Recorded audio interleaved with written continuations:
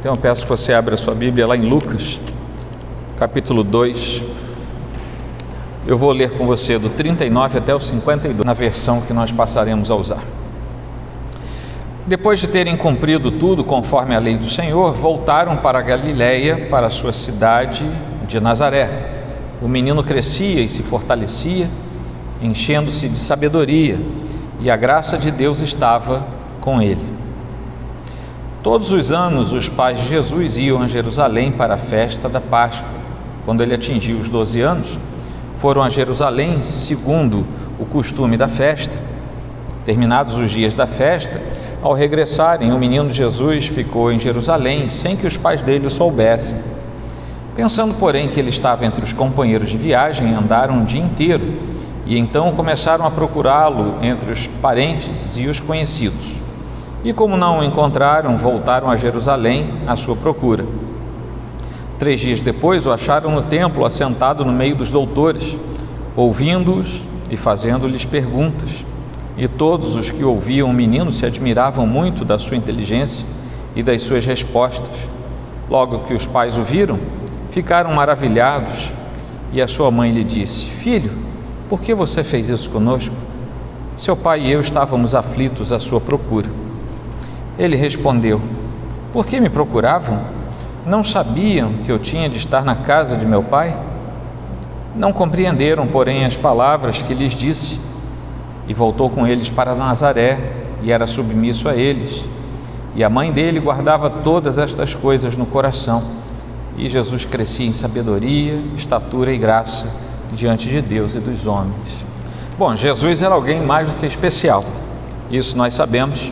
E sendo ainda criança, ele crescia para honrar a Deus. Esse era o seu grande objetivo, sem nos esquecermos que, mesmo sendo Deus, ele também era totalmente homem. A palavra de Deus já havia mencionado outras crianças sendo acrescidas sistematicamente da parte de Deus por causa do preparo para a missão que o próprio Deus tinha lhes dado. Por exemplo, Sansão crescia e era abençoado. Isso está lá em Juízes 13. Samuel crescia diante do Senhor. 1 Samuel 2. João Batista crescia e se fortalecia no Senhor. Está lá em Lucas 1, versículo 80.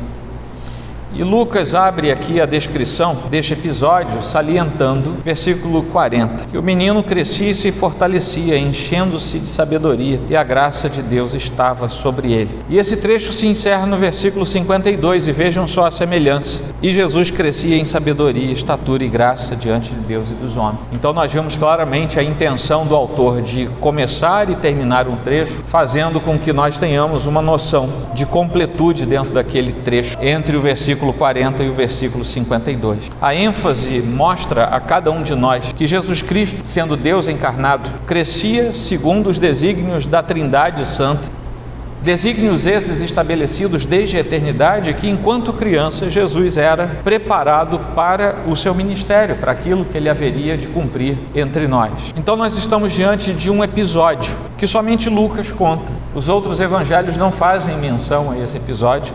Mas o fato é que Lucas fez uma pesquisa e ele queria contar para um sujeito chamado Teófilo. Isso está no comecinho de Lucas e isso está também lá no comecinho de Atos, que são 2 livros em continuidade de narrativa. E eu gostaria de, nesta noite, falar com vocês sobre esse episódio. 3 coisas importantes que nós podemos ver aqui. Havia uma família que era fiel, sobre eles estava uma palavra que era fiel, e havia um filho que era totalmente fiel. Como eu falei para vocês no início do culto, o domingo que vem após a celebração do Natal, na tradição cristã ocidental, geralmente nós separamos para falar sobre as riquezas do ensino que repousam sobre a família do Senhor, a família terrena do Senhor, e como isso pode nos enriquecer diante do Senhor. O menino crescia e se fortalecia, enchendo-se de sabedoria, e a graça de Deus estava sobre ele. José e Maria eram pais piedosos. Nós sabemos que Maria foi a mãe biológica de Jesus, por obra e graça do Espírito Santo, e nós sabemos que José foi o seu pai adotivo, vamos dizer assim, o seu pai humano adotivo. Não se fala muito de José na Bíblia, não temos muitas informações dele. Nós sabemos que ele era fiel e que ele obedecia aquilo que Deus mandava, mas o fato é que esses pais terrenos de Jesus eram pais piedosos e costumavam cumprir os requisitos que a lei ordenava que fossem cumpridos. Eles nesse episódio, estavam mais uma vez indo, como anualmente faziam, a festa da Páscoa, que acontecia em Jerusalém. Havia pelo menos 3 grandes festas que os judeus faziam de tudo para estar lá. Uma delas, e talvez a mais intensa delas, fosse a festa da Páscoa. A ida deles a Jerusalém tinha a ver com a fidelidade ritual e a fidelidade ao culto que eles tinham no seu coração, porque a lei ordenava isso. Quando Jesus tinha 12 anos, nós lemos aqui, eles foram até Jerusalém. Nós não sabemos, mas é até possível que tenha sido a primeira vez que Jesus foi, porque assim era a tradição. As crianças iam quando estavam próximos daquela virada etária em que deixavam de ser crianças e se tornavam adultos. E para os homens, os meninos, isso acontecia entre os 12 e os 13 anos, mais ou menos. E eles estavam lá para cumprirem, como diz o texto, tudo de acordo com a lei do Senhor, como está no versículo 39. Eles observavam a lei e viviam de acordo com as regras de Deus. Obviamente, estamos falando agora das regras do Antigo Testamento, da Antiga Aliança. E a Bíblia que eles tinham, vamos dizer assim, era o rolo do Antigo Testamento, eram os rolos do Antigo Testamento. Era a única regra de fé e prática que eles tinham, e se aqueles rolos dissessem, vocês têm que ir a Jerusalém algumas vezes por ano, eles iam a Jerusalém algumas vezes por ano. E eles estavam cumprindo isso. Eles iam adorar ao Senhor no único lugar que era possível sacrificar e adorar naquele tempo, comunitariamente, que era no templo de Jerusalém. Como pais piedosos que eles eram, eles estavam criando Jesus no caminho certo. Desde cedo as sagradas letras eram ensinadas a ele. É por isso que Paulo repete exatamente isso para Timóteo: eu sei que você foi instruído nas sagradas letras desde cedo. Tua mãe e tua avó ensinaram, teu pai tudo bem, ele era grego, ele não ensinou, mas a tua mãe e a tua avó ensinaram a você o que você devia aprender. Esse era o comum nas famílias dos hebreus do Antigo Testamento. Desde o primeiro dia da sua vida, o hebreuzinho aprendia a respeito de Yahvé, o Senhor de Israel. E Lucas está aqui contando a Teófilo, como eu falei para vocês, que Jesus entendia e compreendia bem a Escritura, que Jesus obedecia a Escritura porque tinha sido ensinado na Escritura, ele seguia a lei de Moisés, ele veio cumprir a lei, em nosso lugar, inclusive, porque nós não conseguimos cumpri-la. Jesus foi ensinado com respeito à lei, aos princípios mosaicos, desde a infância, e em sua casa ele foi sempre instado a obedecer à diretriz da lei. Agora nós, como cristãos da aliança, que passamos já daqueles rolos do Antigo Testamento e temos a Bíblia inteira em nossas mãos, nós temos a oportunidade e a alegria de nos reunirmos a cada dia do Senhor. E aqui vai algo peculiar, porque estar na presença do Senhor não é apenas obedecer uma ordem. Existe sim uma ordem para estarmos na casa do Senhor. Mas estarmos na casa do Senhor representa termos a alegria de estar na casa do Senhor. E se isso não acontece no nosso coração, é momento de pararmos e perguntarmos: será que eu sou mesmo filho de Deus? Porque por mais simples que seja o culto ao Senhor, por mais modesta que seja a igreja, por mais chatos que sejam os nossos irmãos, e olha que tem irmão chato para tudo quanto é lado, não sei se você descobre, mas eles existem. Tem pastor chato também, tem diácono chato, tem presbítero chato, tem crente chato para tudo quanto é lado. Mas por mais simples que seja a igreja, por mais modesto que seja o ambiente, por mais perturbadores que sejam nossos irmãos, eles são nossos irmãos, e o ambiente da casa do Senhor deve nos trazer alegria, não pelo que vemos, mas pelo que entendemos da parte de Deus. Você não precisa chegar numa igreja e estar tudo perfumado, bonito e tudo perfeito.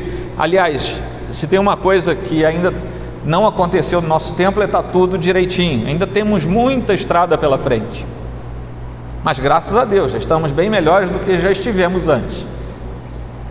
Mas o fato é que se não tivermos alegria em estar na casa de Deus, juntamente com os irmãos, alguma coisa está errada no nosso coração.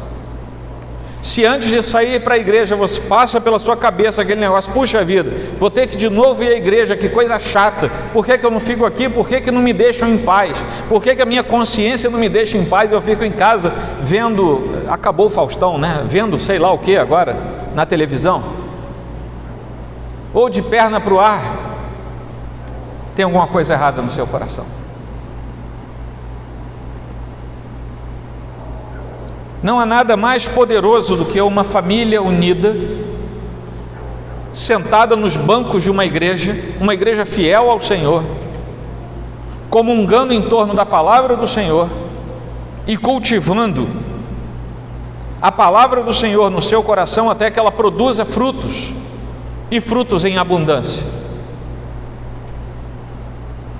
E o contrário também é perigoso, o contrário também é verdade. Não existe nada mais perigoso e frágil do que uma família que se diz cristã e que não está unida na presença do Senhor, domingo após domingo, semana após semana, haja o que houver.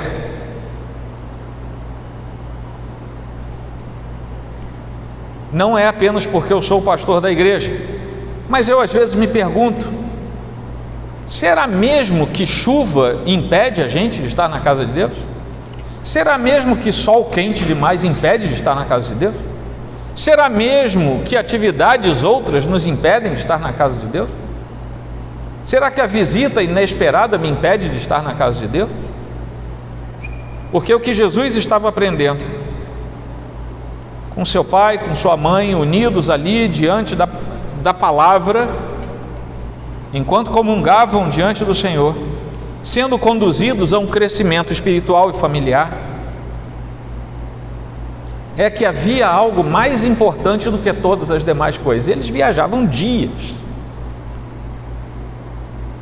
A gente sai de casa hoje, leva 15 minutos, alguns levam mais, né? Mas nas cidades grandes hoje, alguns levam mais. Mas a gente leva 15, 20 minutos, meia hora, e a gente reclama.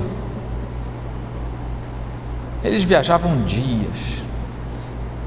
O fato é que nossos filhos devem nos ver parando tudo, domingo após domingo, e devem estar conosco, entendendo desde pequenos que Deus é tão importante que vale a pena parar tudo para estarmos aqui de fato, semana após semana, juntos, em família, na presença de Deus. Haverá um tempo em que nossos filhos, crescendo, vão tomar suas próprias decisões. Mas enquanto eles estiverem sob a sua tutela, que eles estejam com você na casa de Deus, porque é na casa de Deus que nós experimentamos as alegrias do Senhor. Tem uma fase na vida das crianças que eles têm alguns problemas a serem resolvidos. Essa fase se chama adolescência. Mas meus dois filhos estão aqui, eles são testemunhas que eu não os deixava para trás, mesmo com a perturbação da adolescência. É verdade, Roberto? É verdade, Gabriel? É verdade, Rafael? Eles não me deixam mentir sozinhos.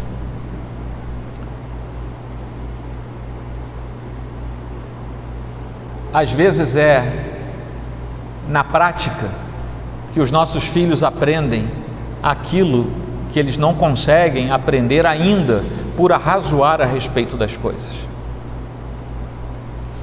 A família fiel a Deus demonstra aos seus filhos que tudo vem depois de Deus. Tudo vem depois de Deus. E nós temos que ter cuidado, porque nós somos cristãos da nova aliança. Nós somos cristãos aliançados com Deus, protestantes. Nós entendemos que os tijolos não são sagrados. Nós entendemos que isso aqui não é um altar. Isso aqui é só uma plataforma para vocês me verem melhor. Nós não temos altar numa igreja evangélica. Nós somos simples. Mas a nossa simplicidade não pode nos confundir a ponto de nós acharmos que isso aqui não tem importância. Porque o que há de mais importante aqui é as famílias estarem juntas em torno da palavra de Deus. E isso só acontece se nós estivermos presencialmente aqui. Então, de tudo aquilo que acontecia, Jesus estava aprendendo a responder, humanamente falando, a questão se Deus era realmente mais importante do que qualquer outra coisa. Ele, como filho, estava sendo instruído por seus pais a respeito disso. Então aquela era uma família fiel.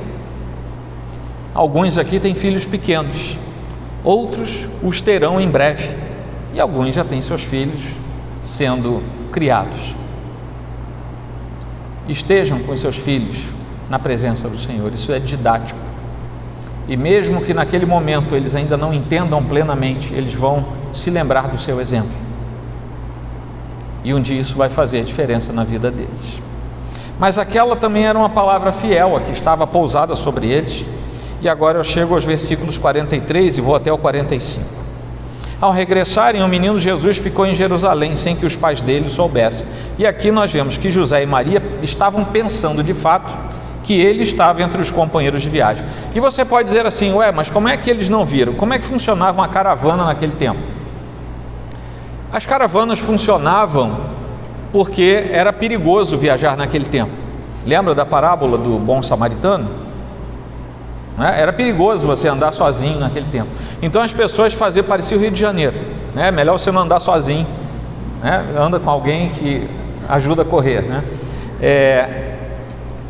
As caravanas funcionavam por um princípio de segurança.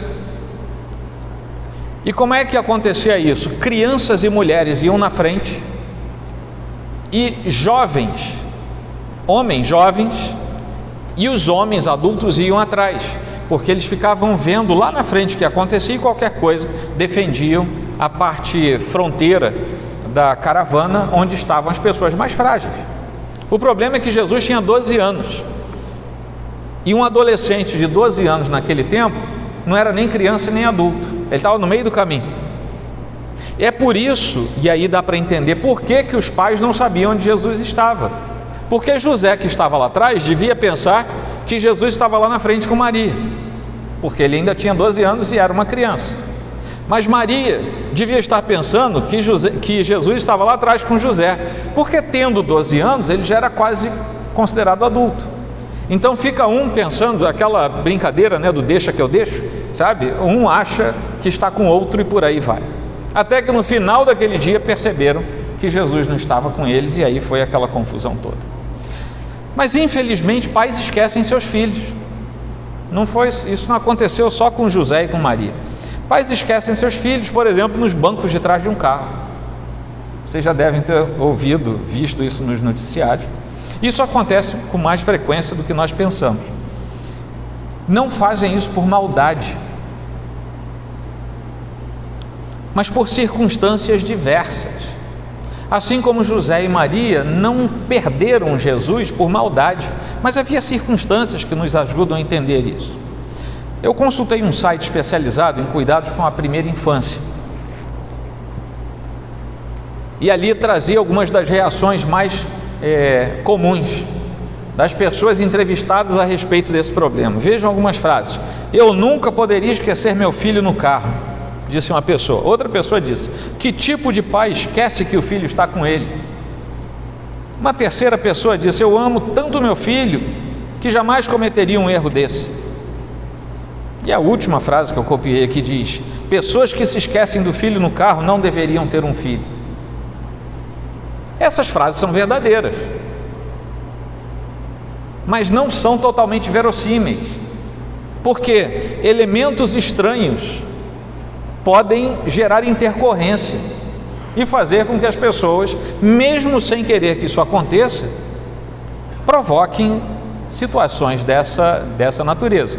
Como diz no site, nesse mesmo site, ao mesmo tempo em que muitas pessoas falam desse jeito, é preciso reconhecer que sim, pessoas boas, de boa índole, bons pais, podem se esquecer dos seus filhos. E eles fazem uma análise completa lá, grande, extensa, não é o caso aqui, não vou falar disso, e nem vou falar qual é o site para vocês, se você não vou fazer propaganda, né? Se você quiser depois me pergunta. Mas eles dão uma explicação ao final da matéria, e a explicação vem em duas partes. A mente humana é falha. Essa é a primeira conclusão a que eles chegam. Tem um testamento lá para concluir que a mente humana é falha. E a segunda coisa é que a memória humana é defeituosa. A minha que o diga, né? Eu vivo com defeito na minha memória.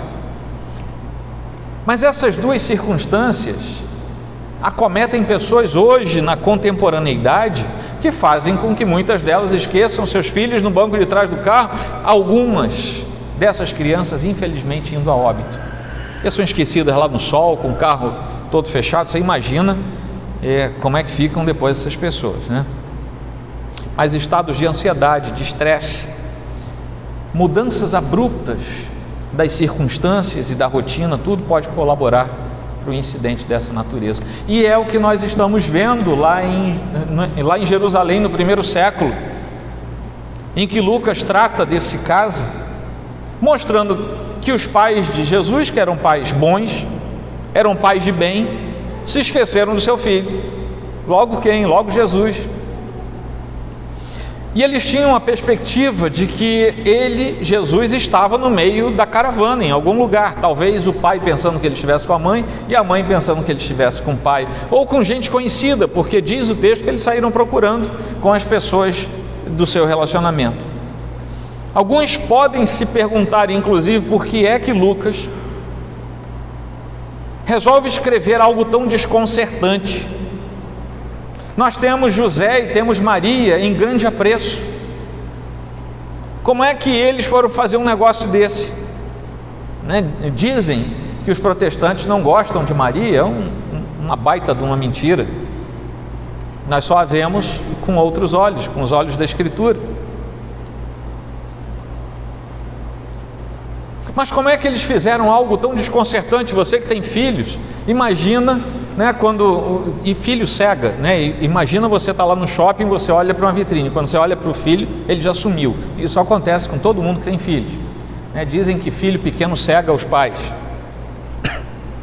é nesse sentido, e dá aquele gelo no coração. Agora você imagina, um dia depois, no final do dia, é que José e Maria descobrem que o filho não está com eles e resolvem voltar a Jerusalém.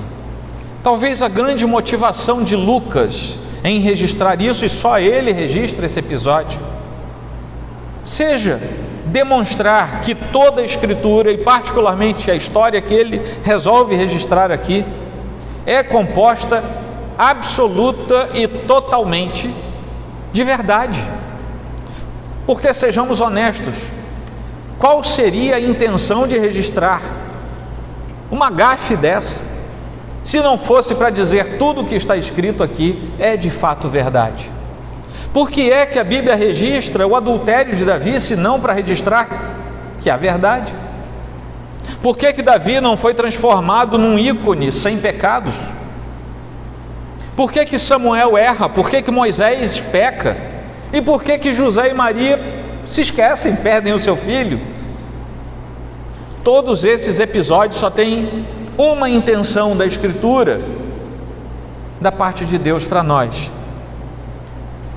As pessoas que estão aqui são pessoas como nós: José, Maria, Moisés, Elias, José, Samuel, todos eles são pessoas como nós, que acertaram bastante na vida, se tornaram heróis da fé, mas que também erraram bastante na vida.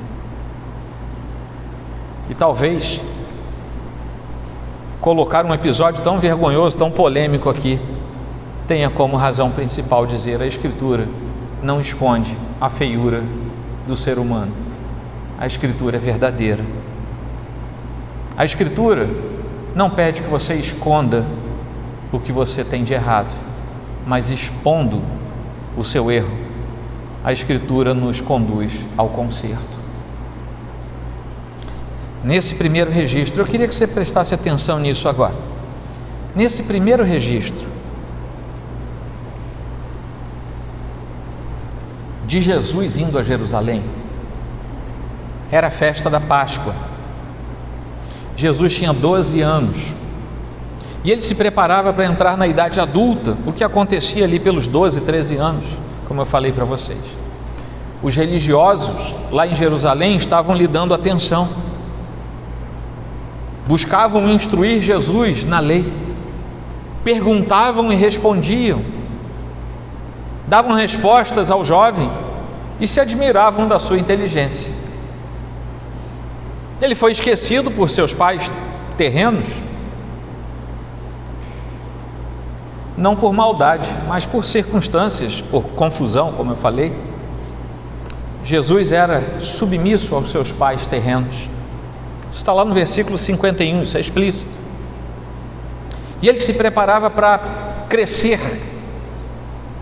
E naquele momento, ele se preparava para aprender tudo o que fosse preciso para começar o seu ministério entre nós, como Deus encarnado.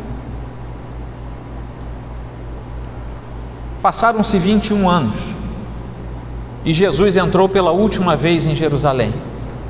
Era a festa da Páscoa. E ele agora estava com 33 anos. Mas agora os religiosos não queriam conversar com ele, queriam que ele ficasse mudo e queriam matar Jesus. A sua voz e as suas respostas não eram mais do interesse daqueles religiosos. Dessa vez Jesus foi esquecido pelas multidões, que uma semana antes dele entrar, quando ele entra em Jerusalém, as multidões o aclamavam. No meio da festa da Páscoa, essas mesmas multidões o tinham esquecido. Multidões tinham sido abençoadas, alimentadas, tiveram sua tristeza e sua angústia tratadas e aplacadas pelo Filho de Deus. Também foi esquecido por seus amigos e seus discípulos mais próximos, alguns por covardia, outros por maldade mesmo. Teve gente que foi embora por maldade.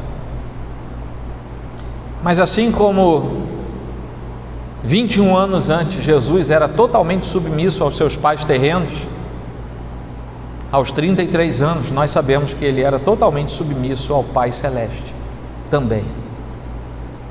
João 6,38 fala disso. E ele agora se preparava não para começar, mas ele se preparava para concluir o seu ministério entre nós. Ele se preparava para consumar a obra,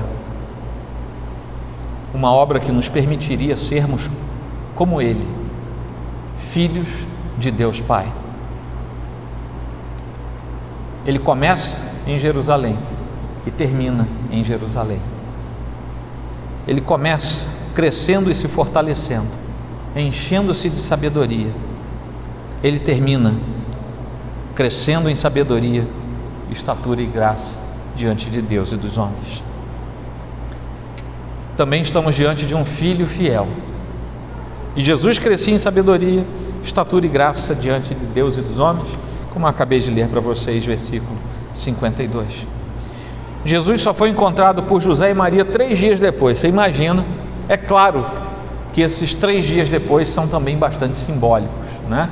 Não vamos espiritualizar o que a Bíblia não espiritualiza, mas é bastante simbólico que a angústia dos pais tenha durado 3 dias, sem saber onde estava Jesus. Será que ele morreu? Será que ele se perdeu? Será que ele foi levado por feras? Será que salteadores o sequestraram? Mas eles o encontram 3 dias depois. Quando eles cansaram de procurar no meio da caravana, voltaram a Jerusalém. Certamente o coração de José e de Maria estava muito angustiado, isso está aqui no texto para nós. Eles estavam realmente aflitos, talvez até, como eu disse, pensando no pior. Pais sempre pensam no pior quando os filhos somem de perto. E quando finalmente o encontraram lá nos pórticos do templo, eles perguntaram para ele: por que você fez isso com a gente? Por que você fez isso conosco? Já do seu lado, de sua parte, Jesus estava tranquilo. Ele estava lá em Jerusalém, ouvindo os doutores da lei, os mestres que ensinavam a lei ao povo de Deus, perguntando e respondendo numa espécie de curso intensivo, que no caso de Jesus levou 3 dias, porque assim que terminava a Páscoa, muitos hebreus permaneciam em Jerusalém durante alguns dias, para aproveitar o fato de que tinham ido a Jerusalém. Era longe, e alguns deles permaneciam lá, e os mestres da lei tinham por costume ficar nos pórticos do templo, dando instruções às pessoas que queriam ir até lá, e essas instruções, via de regra, eram feitas com perguntas e respostas. Eles moravam longe, eles moravam em Nazaré, uma vila desse tamanhozinho que não tinha nada, e agora estavam no templo, no pórtico do templo. Jesus aproveitou isso, só esqueceu de falar para os pais que ia ficar lá. As questões eram lançadas, as respostas eram dadas. Os doutores da lei costumavam perguntar, como uma espécie, era um método preferido deles, porque dessa forma eles instigavam os jovens a terem respostas adequadas a respeito da lei. Era a metodologia que eles mais usavam. E lá estava Jesus, no meio dos doutores, sentado talvez, conversando com eles. Os doutores, muito satisfeitos com o que ouviam, porque era uma criança já quase adulta. Os adultos naquele tempo eram por aí mesmo, 12, 13 anos já eram considerados adultos. E as respostas de Jesus deixavam todos extasiados. Quando José e Maria chegam, eles também ficaram extasiados com o que viram. A palavra e os atos de Deus eram o centro da vida para os hebreus, e era isso que ele estava aprendendo lá. Amar a Deus sobre todas as coisas e guardar a sua lei, guardar os seus mandamentos acima de todas as coisas, era mais importante do que tudo e todos, e era isso que Jesus estava consolidando, porque foi isso que os pais de Jesus tinham ensinado a ele, e ele agora estava vendo isso na prática. Diante do espanto e do alívio que José e Maria certamente sentiram naquele momento, depois de terem perguntado a Jesus: por que você fez isso conosco? Jesus responde com outra pergunta: por que me procuravam? Vocês não sabiam que eu tinha que estar aqui na casa do meu pai? Jesus era um filho fiel aos seus pais terrenos, e ele seguia as suas instruções práticas. Ele estava acostumado a ver seus pais irem até Jerusalém para adorar ao Senhor. Mas Jesus, diferentemente dos demais filhos humanos, inclusive seus irmãos humanos, ele não tinha pecado. Isso tornava Jesus alguém absolutamente especial, mesmo enquanto ele estava se formando na sua humanidade. Jesus era um filho fiel também ao Pai Celeste, e também seguia as suas instruções práticas. Sendo Deus e sendo homem, Jesus era fiel em todos os seus pontos, em todos os seus caminhos, não sendo inferior ao Pai porque era submisso a Ele, mas sendo um com Ele na mesma substância, na mesma essência, cumprindo os perfeitos desígnios da Santíssima Trindade. Ali estava Jesus, ainda menino, se preparando para a sua vida e para o seu ministério. É por isso que Jesus, o homem-Deus, voltou com eles para Nazaré e era submisso a eles. Versículo 51. Mas era também por isso que Jesus, o Deus-homem, dizia: não sabiam que eu tinha que estar na casa do meu Pai? E era dessa forma que o texto conclui dizendo que Jesus crescia em sabedoria, estatura e graça diante de Deus e dos homens. Vamos aplicar esse texto. José e Maria levaram seu filho ao templo aos 12 anos, segundo o rito do seu tempo. Esse era o rito que eles tinham para seguir naquele tempo. Os pais cristãos de hoje devem instruir seus filhos, instruí-los na relação que existe entre nós, que somos filhos de Deus, e o Deus da aliança. Nós somos uma igreja cuja teologia aponta para a aliança, por isso nós batizamos os nossos filhos.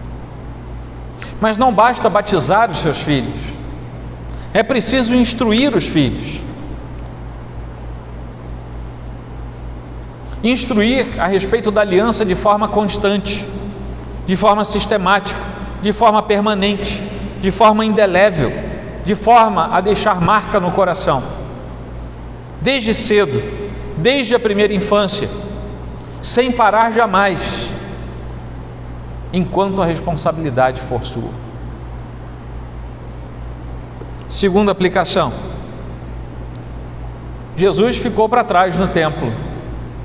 Ele ficou por uma razão. As famílias da aliança não devem estimular seus filhos a se perderem, não é isso. Mas eles devem estimular seus filhos no interesse pelas coisas de Deus, acima de todas as demais coisas deste mundo. Nós não criamos os nossos filhos para serem poliglotas, bem de vida, prósperos financeiramente falando, CEOs de empresas, doutores e pós-doutores. Não criamos os nossos filhos para isso em primeiro lugar. Isso é muito bom, isso é lícito e devemos nos esforçar para que nossos filhos atinjam isso e muito mais. No entanto, nós temos que criar os nossos filhos para que, acima de tudo, eles sejam filhos de Deus, verdadeiramente aliançados com o Senhor. Porque se na idade adulta eles não seguirem o caminho do Senhor, nós só teremos duas respostas. Ou ele, que agora já é independente na sua forma de pensar,